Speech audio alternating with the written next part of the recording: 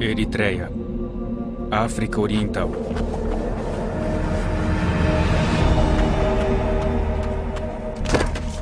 Disseram-lhe que renunciasse a ser um cristão evangélico. E ele respondeu que não faria isso. Disseram-lhe, não volte mais a orar. Ele apenas olhou para eles. Como deixar de orar? Disseram-lhe que haveria problemas se ele continuasse a falar de Jesus para os prisioneiros.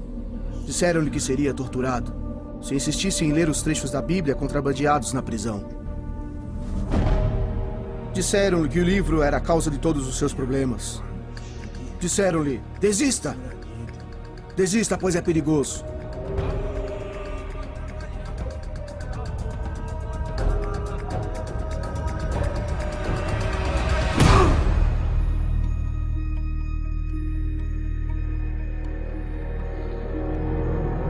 O livro perigoso. Versão brasileira, Comeve, São Paulo.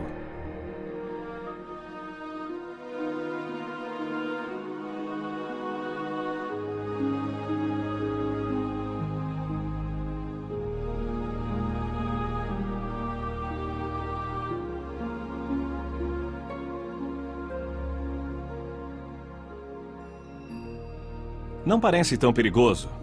Mas Isaac, o prisioneiro que acabamos de ver, discordaria. E não apenas ele, mas milhares em seu país, Eritreia, como milhares no mundo afora, afirmam que este livro é um perigo muito grande. Para esses cristãos, o que vocês verão agora seria considerado um milagre. Observem.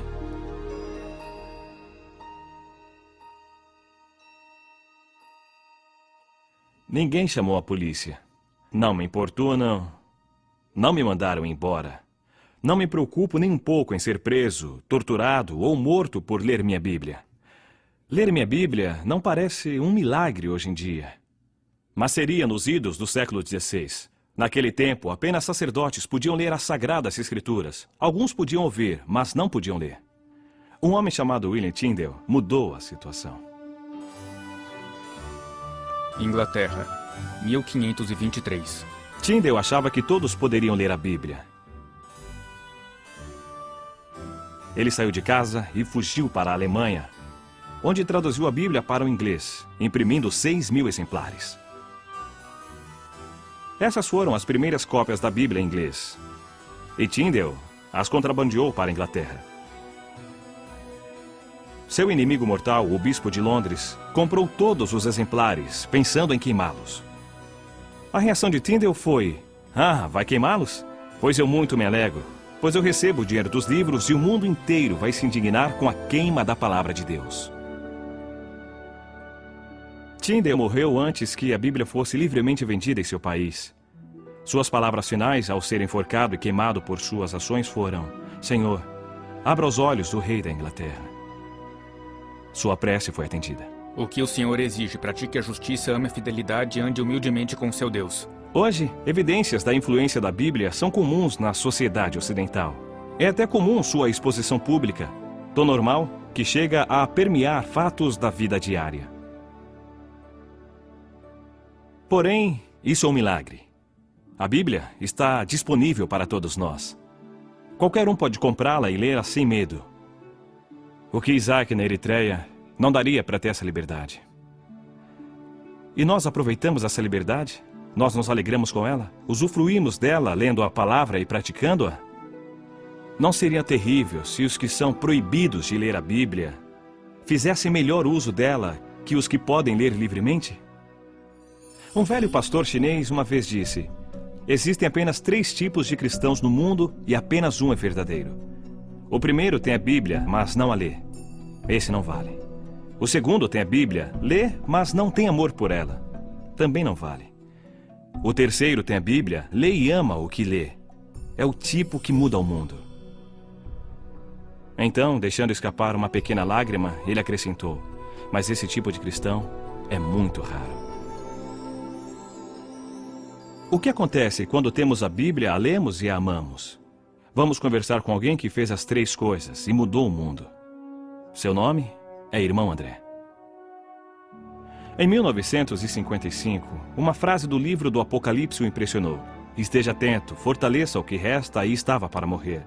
Ele viu a luta dos cristãos perseguidos na Europa Oriental e respondeu ao chamado do Senhor para que fizesse algo que cristão ocidental nenhum fizera até aquele momento: contrabandear a Bíblia para dentro da cortina de ferro. Com Bíblias empilhadas dentro de um Fusca, o irmão André dirigiu até a fronteira, sussurrando uma oração que ficou famosa. Senhor, fizeste cegos enxergarem. Por favor, segue os olhos dos que veem.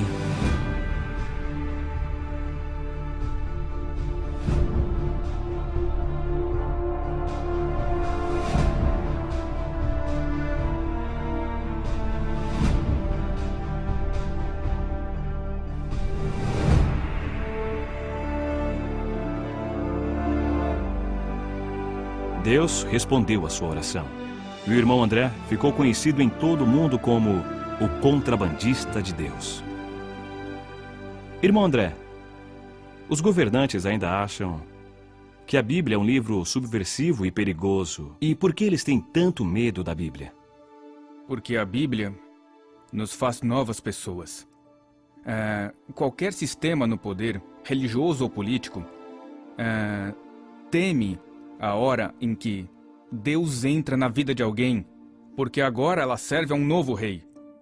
O apóstolo Pedro disse em Atos que devemos obedecer antes a Deus e depois aos homens.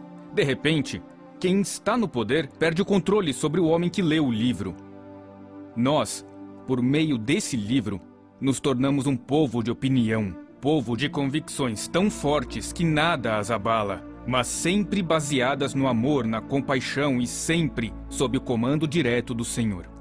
E quanto aos cristãos que não vivem sob regimes totalitários? Há sentido em dizer que a Bíblia é um livro perigoso, mesmo vivendo numa sociedade livre? Sim, e essa é a razão dos ataques contra nós cristãos, porque lemos a Bíblia. O método é diferente, o efeito é o mesmo. Somos muito ocupados para ler toda a Bíblia.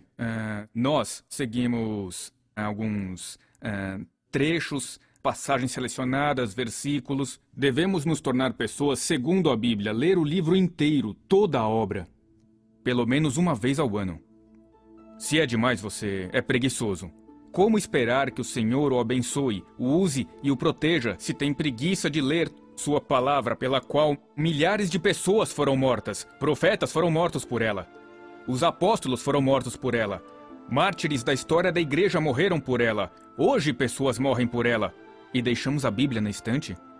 Há uma história de uma família na Holanda, onde eu morei. Um pequeno garoto encontrou a Bíblia da família coberta de pó. Levou-a para a mãe e perguntou: "Mãe, esse é o livro de Deus?" A mãe olhou o livro e disse: "Claro que é o livro de Deus." E ele falou: "Por que não o devolvemos, já que não usamos?" Há pessoas que desejarão percorrer o caminho que você trilhou. Então, dê-lhes um ponto de partida pelo qual poderão começar a viver segundo a Bíblia. Qual seria este ponto? Uma das minhas orações ainda é: Deus, faz-me verdadeiro. Eu aconselho que, ao ler a palavra, diga: Senhor, fale comigo, e o que me disseres, eu farei. E surgirá uma nova vida de aventura que o espantará. Deus o provará. Se Deus não o provar, me surpreenderei. Se você nunca for atacado pelo diabo, me surpreenderei. Mas como? Eu não sou digno de um ataque? Você pede por problemas quando segue a Jesus radicalmente. Mas nos problemas diga aleluia, eu estou no caminho certo. Siga o livro, siga. Siga o livro. Isso mudará a sua vida. E é aí que surge o perigo.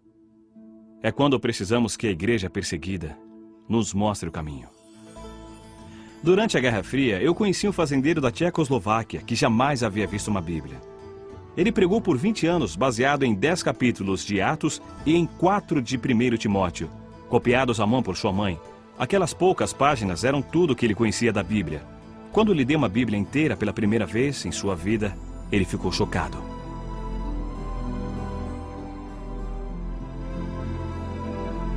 Ele me disse: agora terei muito mais problemas. Agradeço por ter me dado o livro mais perigoso do mundo. E depois ele perguntou: você tem esse livro há muito tempo? Diga-me, que belos problemas ele lhe causou.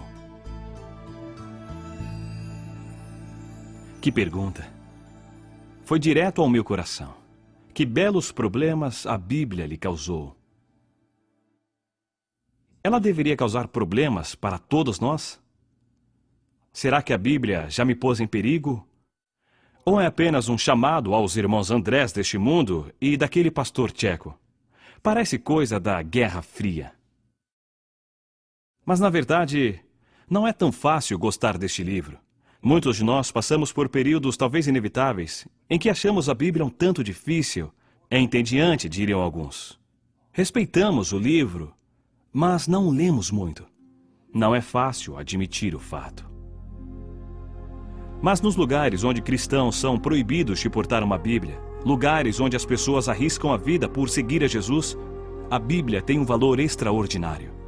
Encarar essas histórias pode mudar o modo como encaramos nossa Bíblia. Amontoados em contêineres como este, estão centenas de cristãos da Eritreia de hoje. Que atos terríveis terão cometido para morrerem assim cozidos em fornos de metal? Sem julgamento, sem alimento ou água, são punidos pelo crime de serem cristãos e agirem como cristãos, orando, reunindo-se e lendo as suas Bíblias. Meu irmão Gideão sabe disso muito bem.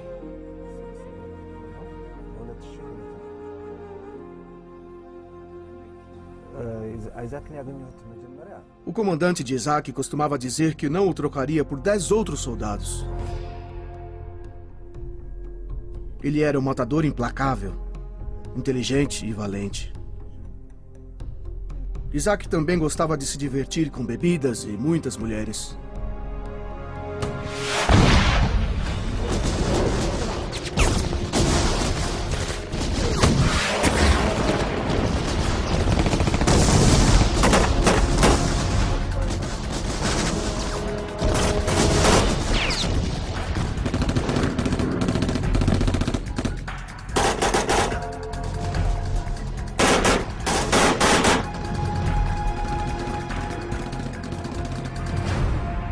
No meio de uma guerra, sobrevivia como podia.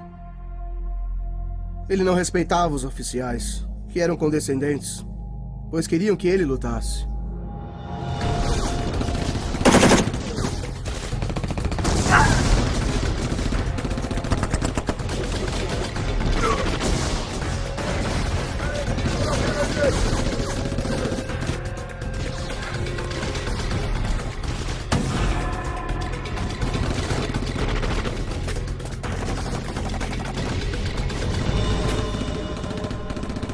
A unidade de Isaac tinha 500 homens.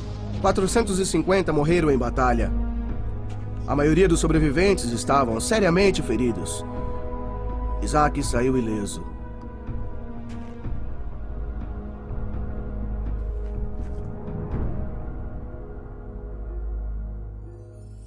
Dois soldados cristãos aproximaram e disseram: "Você foi poupado por um propósito. Deus deve ter planos para você, ou você também estaria morto." Isaac abriu seu coração e decidiu seguir a Jesus.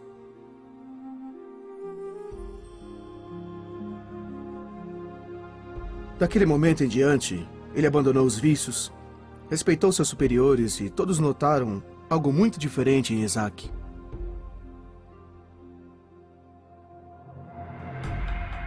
O comandante também reparou e ficou furioso. Disse a Isaac: "Você perdeu o instinto assassino. Preferia você insubordinado e bruto, em vez de cristão.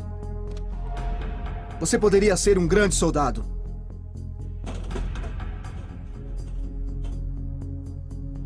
Ordenaram a Isaac se afastar dos cristãos. Proibiram que ele lesse a Bíblia.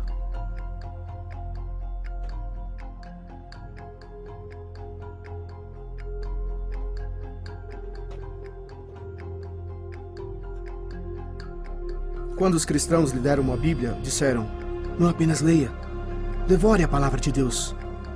Deixe ela penetrar no teu coração.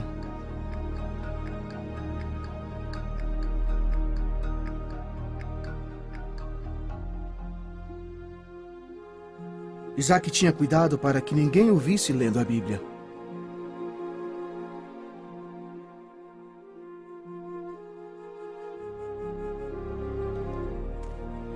Mas ele foi pego.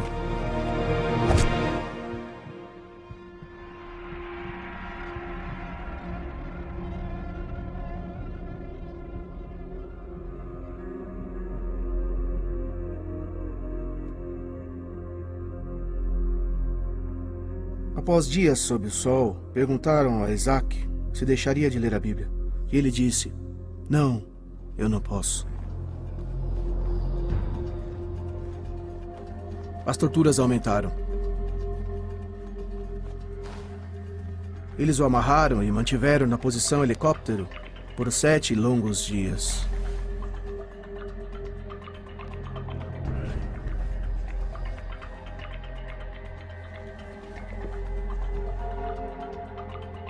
O comandante perguntou então se ele desistiria de ler o livro.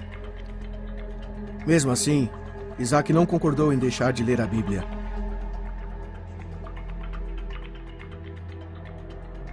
O comandante o jogou dentro do container junto com os outros prisioneiros. Havia tanta gente que eles tinham que dormir em turnos.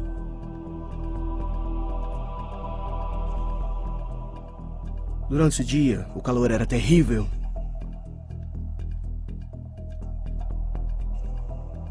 À noite, o frio os fazia tremer.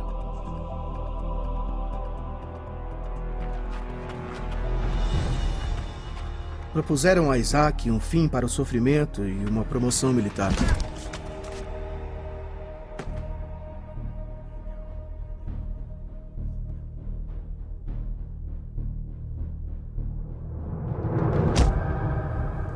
Queriam que ele concordasse em abandonar a Bíblia, não falar com cristãos, não falar de Jesus e não orar.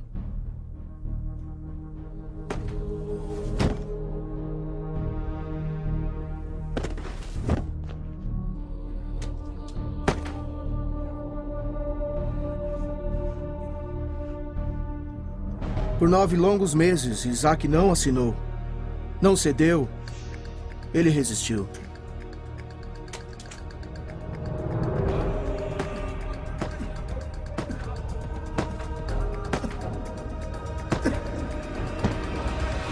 Em 2004, o comandante desistiu. Isaac foi enviado para a prisão na capital, Asmara. Ele ainda está preso. Isaac tem apenas 26 anos. Jamais conheceu um dia sem perseguição. Ninguém sabe quem é Isaac fora da Eritreia. Mas na prisão, ele é uma lenda. Novos convertidos fazem fila para obter trechos de sua Bíblia. E ele diz: "Devorem este livro. Ele trará problemas a vocês, mas vale a pena."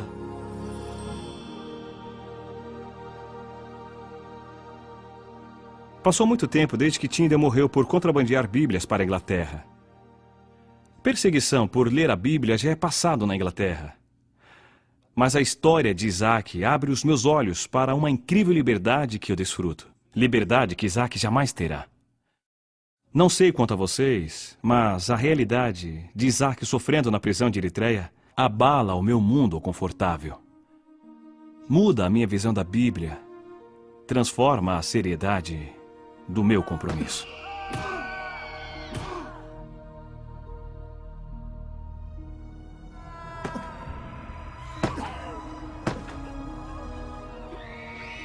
Há sofrimentos nessas páginas. Sangue foi derramado e é derramado para que cristãos possam ler este livro. Lembrar-me disso muda tudo. Este é meu pacto de Isaac.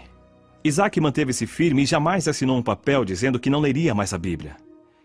Eu me comprometo a ler a minha Bíblia de outro jeito. Primeiro, eu me alegrarei com a liberdade que tenho de abrir esse livro e lê-lo sem medo.